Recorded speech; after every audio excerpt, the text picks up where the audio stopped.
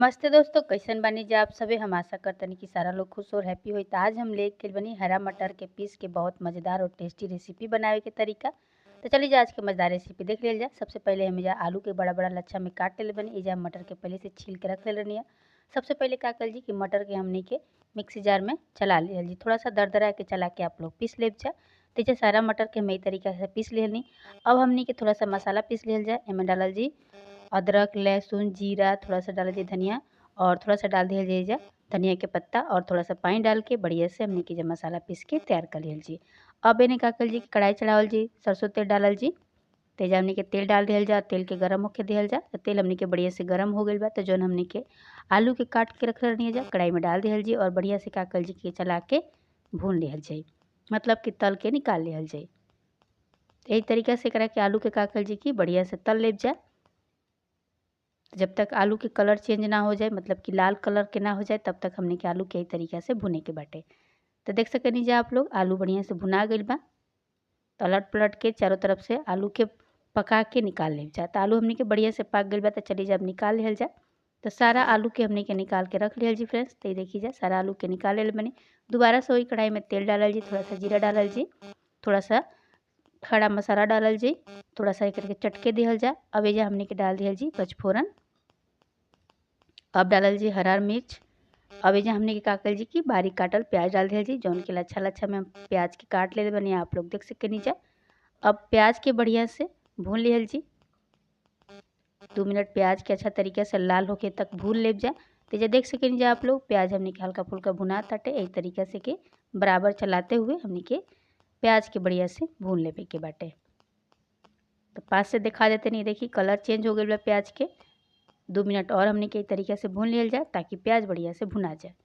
तो देखिए जा फ्रेंड्स हमने के प्याज बढ़िया से भुना गई बा। एक तरीके से भुने के बाद एक जगह हमने के प्याज के बढ़िया से भून ले बने जा। अब हमने के बारीक काटल टमाटर डाल दिया जा। टमाटर के भी 2 मिनट बढ़िया से चला के भून लियल जी। छोटा छोटा टुकड़ा में भी टमाटर के काट सके नीचे आप लोग। अब ये देख सके नीचे सारा टमाटर और प्याज के बढ़िया से जब भुना जाए तब हमने के डाल दिया जी मसाला, जो हमने के पीस के रख रहे मिक्सी जार में। आप लोग ये रेडीमेड मसाला भी ले सके नीचे, घर के मसाला भी ले सके नीचे। अब एक बढ़िया से हमने के पका देवे के बाद थोड़ा सा डाल देवे के बाद हल्दी डाल के 2 मिनट सारा मसाला के पका देवे के बाटे। और बीच बीच में के चलावे के रहे के बाटे। अब एजा हमने के सब्जी में कलर खातिर डाल दिया जी काश्मीरी लाल मिर्च पाउडर। अगर आप लोग के पसंद ना होके तो बिना मिर्च पाउडर के भी बना सके नीचे, लेकिन इसे सब्जी के कलर बहुत बढ़िया आई। अब थोड़ा सा हमने के डाल दिया जी सब्जी मसाला। अब का कर जी की बढ़िया से सारा मसाला के 2 मिनट चला के भून लेवे के बाटे। और जल्दबाजी नहीं करे के मसाला के पकावे में। जब भी ऊपर से तेल छोड़े लगी तो समझ जब जाए कि आप लोग के मसाला बढ़िया से पक गई बाटे। तो ये देखिए जा ऊपर ऊपर तेल आ चुकल बा। हमने के जौन मसाला बा पूरा तरीका से बढ़िया से पक गई बा। और साथ ही साथ जौन टमाटर बा आप लोग देख सकेनी जो वो भी बढ़िया से गल गई बाटे। तवे में थोड़ा सा नमक भी अपना स्वाद अनुसार डाल सकेनी जा आप लोग। पास से दिखा देते नहीं, देखिए कितना बढ़िया हमने के मसाला भुना के रेडी हो चुकल बा और कितना बढ़िया कलर आइल बा। ये देखिए जा तो 2 मिनट हो चुकल बा और सब्जी हमने के बढ़िया से भुना गई बा। तब का कर जी कि जब पूरा तरीके से सब्जी भुना जाए अब एजा हमने के डाल दिया जी जौन हमने के मटर के पीस के रख रहे जाओ कि कढ़ाई में डाल दिया जी। तो बहुत लोग मटर के पहले भी भून लेला थोड़ा सा तेल डाल के, लेकिन हम थोड़ा नया तरीका बताओ तनी आप लोग और एकदम आसान तरीका बनाओ तनी। ये तरीका से आप लोग बनाए जा तो जौन मटर के निमोना बनी बहुत टेस्टी बनी फ्रेंड्स। तो आज हम आप लोग के बता देते नहीं कि मटर के निमोना बनाओ तनी बहुत जौन की टेस्टी और फेमस यूपी बिहार के रेसिपी हटे, जौन की खाए में बहुत टेस्टी भी लागेला और बनाए में तो मज़ा ही आ जाला।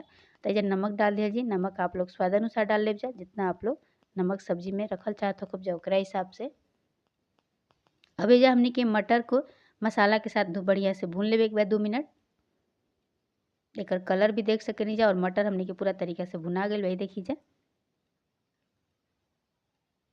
2 मिनट और चला के भून लिया जाए और हमने के कढ़ाई तक छोड़े ना लगे तब तक मटर के भुने के बाटे। एजा हमने के साबुत मटर डाल दिया जी।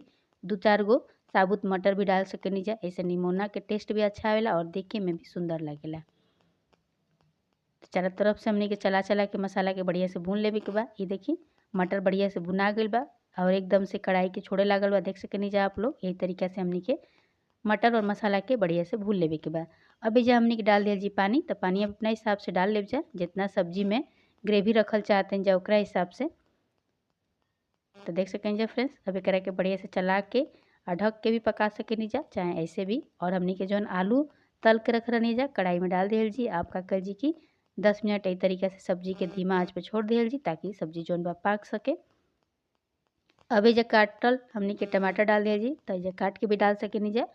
तो एजा हम काट के टमाटर डाल देते नहीं, थोड़ा ऊपर से डाले में देखे में सब्जी अच्छा लगेला। अब एजा हमनी के सारा सब्जी के पाके दिहल जाए। तो ये देख सकें जा फ्रेंड्स, यूपी बिहार स्टाइल हमनी के मटर के निमोना बन के तैयार हो चुकल बा। तो अब हमनी के जो निमोना बा पूरा तरीका से बन के तैयार हो चुकल बा। 2 मिनट और ही हमनी के का कल जी के पका दिहल जी। धनिया पत्ता डाल दिहल जी, कस्तूरी मेथी भी डाल सकेनी जा आप लोग। तो धनिया पत्ता तो मार्केट में बहुत ज़्यादा मिलता, धनिया पत्ता ही डालब जा। एक खुशबू आप लोग बता ना सकेनी हम आप लोग से कितना बढ़िया होता फ्रेंड्स, बहुत ही टेस्टी और बहुत मज़ेदार हमनी के आज के निमोना बन के तैयार हो चुकल भाई देखी जा। तो ठंडी जाए वाला बा और मटर भी मार्केट में बहुत ज़्यादा मिलता, तो आप लोग भी ये रेसिपी के जरूर ट्राई करब जा। और अभी तक हमारा चैनल के सब्सक्राइब नहीं कीजिए कैले, तो प्लीज़ लाइक शेयर सब्सक्राइब कर मत भूलब जा। तो ये देखिए जा फ्रेंड्स, कितना बढ़िया हमनी के मटर के निमोना बन के तैयार हो चुकल बा। आज की बहुत ही मज़ेदार रेसिपी बा। तेकरा के आप लोग रोटी पराठा के साथ खा सकेनी जा, चावल के साथ भी खा सकेनी जा, बहुत ही टेस्टी लागेला सब्जी। तो अगर आज की रेसिपी आप लोग के पसंद आई लोग है तो दोस्तों में भी शेयर करब जा और ज़्यादा से ज़्यादा हमके सपोर्ट करब जा। तो ये देखिए जा फ्रेंड्स, कितना बढ़िया हमनी के सब्जी बन के तैयार हो चुकल बा। एकरा के थोड़ा सा सजा दिया जाए और एकरा के आप लोग पराठा के साथ खा सकेनी जा, चावल के साथ भी खा सकेनी जा। तो तब तक खाते बाय बाय, फिर मिल जी काल एगो नया वीडियो के साथ। Thank you so much friends हमारे वीडियो देखे खातिर।